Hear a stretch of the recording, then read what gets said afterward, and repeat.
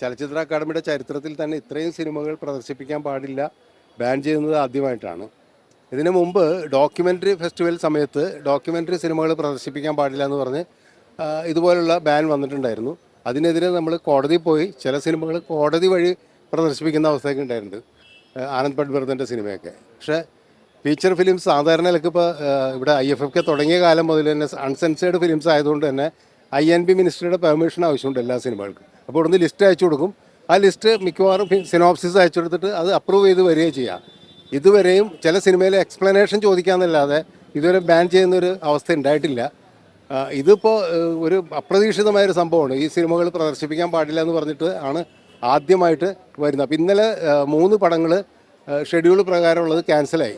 അപ്പോൾ IFFKയുടെ ചരിത്രത്തിൽ തന്നെ പണ്ടൊക്കെ ഈ ഫിലിം പ്രിൻ്റ് വരാൻ ലേറ്റ് ആകുമ്പോഴാണ് ഷെഡ്യൂൾ ചേഞ്ച് ഉണ്ടാവുക. അല്ലാത്ത രീതിയിൽ ഇപ്പോൾ ഷെഡ്യൂൾ നേരത്തെ ചെയ്തിട്ടുള്ള ഒരു സിനിമകളും ചേഞ്ച് ചെയ്യാറില്ല. അപ്പോൾ ഇന്നലെ 3 സിനിമകൾ ഷെഡ്യൂൾ ചേഞ്ച് ചെയ്തപ്പോൾ ഞങ്ങളൊക്കെ അന്വേഷിച്ചു. അപ്പോഴാണ് ഇവർ അറിയുന്നത് മെയിൽ വന്നിരിക്കുകയാണ് ഇങ്ങനെ പ്രദർശിപ്പിക്കാൻ പാടില്ലെന്ന്. അപ്പോൾ ഞെട്ടിയൊരു കാര്യം എന്ന് പറഞ്ഞു കഴിഞ്ഞാൽ ചില സിനിമകൾ ഇപ്പോൾ ബാറ്റിൽ ഷിപ്പ് പോട്ടംകിൻ പോലെയുള്ള സിനിമകൾ പ്രദർശിപ്പിക്കാൻ പാടില്ലെന്ന്. അതെന്താണെന്ന് മനസ്സിലാവുന്നില്ല. സിനിമയുടെ ചരിത്രത്തിൽ തന്നെ ബാറ്റിൽ ഷിപ്പ് പോട്ടംകിൻ്റെ പ്രാധാന്യം എന്താണെന്നുള്ളത് സിനിമ പഠിക്കുന്നത്, സിനിമ അറിയുന്ന എല്ലാവർക്കും അറിയാവുന്നതാണ്. അപ്പോൾ സിനിമയെ തന്നെ നിരോധിക്കുന്നു എന്നുള്ളതാണ് നമ്മളിവിടെ മനസ്സിലാക്കേണ്ടത്. അപ്പോൾ അതെന്താണെന്ന് മനസ്സിലാവണില്ല. കാരണം ബാറ്റിൽ ഷിപ്പ് പോട്ടംകിൻ പ്രദർശിപ്പിക്കാൻ പാടില്ല എന്ന് പറയുന്നതിൻ്റെ ന്യായം വേണ്ടേ. അതുപോലെ തന്നെ സൊളാനസിൻ്റെ പടം ഇവിടെ നമ്മൾ ലൈഫ് ടൈം അച്ചീവ്മെൻറ്റ് അവാർഡ് കൊടുത്തിട്ടുള്ള ഫിലിം മേക്കറാണ്, ലോകം അംഗീകരിച്ചിട്ടുള്ളൊരു ഫിലിം മേക്കറാണ്. അദ്ദേഹത്തിൻ്റെ സിനിമ കാണിക്കാൻ പാടില്ല. അതുപോലെ തന്നെ പലസ്തീൻ പാക്കേജിൽ ഇപ്പോൾ 6 സിനിമകളുണ്ടായിരുന്നു. അതിൽ നമ്മൾ ഭാഗ്യത്തിന് ഓപ്പണിംഗ് ഫിലിം കൂടെ കാണിച്ചു. അതിനുശേഷമുള്ള 5 സിനിമകൾ കാണിക്കാൻ പാടില്ല എന്ന് പറയുന്നു.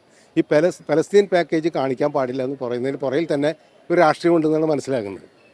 അപ്പോൾ ഒരു രാഷ്ട്രീയ പകപോക്കലാണോ ഇവിടുത്തെ ഈ IFFKക്കെതിരെ എന്നുള്ളതാണ് നമ്മളിപ്പോൾ സംശയിക്കേണ്ടത്. അത് വളരെയധികം പ്രതിഷേധാർഹമാണെന്ന് മാത്രമല്ല, ഇതിനെതിരെ വലിയൊരു പ്രൊട്ടസ്റ്റ് ഉണ്ടാകേണ്ടിയിരിക്കുന്നു. ഇപ്പോൾ നാളെയും സിനിമകൾ ചിലത് പ്രദർശിപ്പിക്കാൻ പറ്റില്ല. ഇന്നും ചില സിനിമകൾ ക്യാൻസൽ ചെയ്യേണ്ടി വരികയാണ്. അത് എന്തൊരു ദുരന്തമാണെന്ന് ആലോചിച്ച് നോക്കിയാൽ. അതിന് കാരണം അവർ പറയുന്നില്ല, ഈ സിനിമകൾ പ്രദർശിപ്പിക്കാൻ പാടില്ല. അതിനെന്താണ് കാരണം? ഇപ്പോൾ ബീഫ് എന്ന് പറയുന്ന പടത്തിൻ്റെ പേര് ബീഫ് എന്ന് ആയതുകൊണ്ട് മാത്രം ആ സിനിമ കാണിക്കാൻ പാടില്ല എന്ന് പറയുന്നത്. അതെന്താണത്? ബീഫ് ഇവിടെ നിരോധിച്ചിട്ടുണ്ടോ? ഇപ്പോൾ കേരളത്തിൽ ബീഫ് കിട്ടാത്ത ഏതെങ്കിലും ഹോട്ടലുണ്ടോ? അപ്പോൾ ബീഫ് എന്നുള്ള പേരിലൊരു സിനിമ പാടില്ല. നമുക്കറിയാം ചില സിനിമയിൽ ബീഫ് കഴിക്കുന്നതൊക്കെ കട്ട് ചെയ്ത് കളയണമെന്ന് പറയുന്നത്, സെൻസർ ബോർഡ് കട്ട് ചെയ്യുമെന്ന് പറയുന്നത്. അത് നമുക്ക് അംഗീകരിക്കാൻ പറ്റില്ല. പക്ഷേ എങ്കിൽ പോലും ഒരു പബ്ലിക് എന്നുള്ള രീതിയിൽ സെൻസർ ബോർഡിൻ്റെ എന്താ പറയുക സർട്ടിഫിക്കറ്റിലാണ് പ്രദർശിപ്പിക്കാൻ പാടില്ല. പക്ഷേ ഈ IFFKയുടെ വേദിയിൽ സെൻസറിങ് ആവശ്യമില്ല.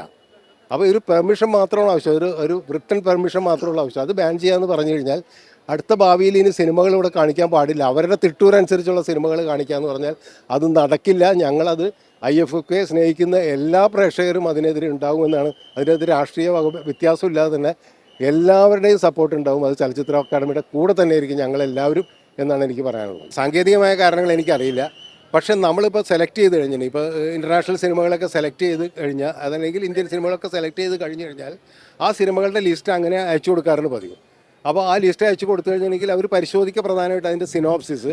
അപ്പോൾ നമ്മുടെ രാജ്യത്തിനെതിരായിട്ട്, ഇപ്പോൾ വിദേശത്തു നിന്ന് വരുന്ന സിനിമകളാണല്ലോ, രാജ്യത്തിനെതിരായിട്ട് എന്തെങ്കിലും സംഭവങ്ങളുണ്ടെങ്കിൽ മാത്രമാണ്, അതല്ലെങ്കിൽ അമിതമായിട്ടുള്ള ഏതെങ്കിലും വയലൻസോ അങ്ങനെ എന്തെങ്കിലും കാര്യം. പക്ഷേ ഇവിടെ അങ്ങനെ വയലൻസോ ഒന്നും പ്രദർശിപ്പിക്കുന്നതിന് വേറെ റെസ്ട്രിക്ഷൻ ഒന്നും ഉണ്ടായിട്ടില്ല, നമുക്ക് എല്ലാവർക്കും അറിയാവുന്നതാണല്ലോ.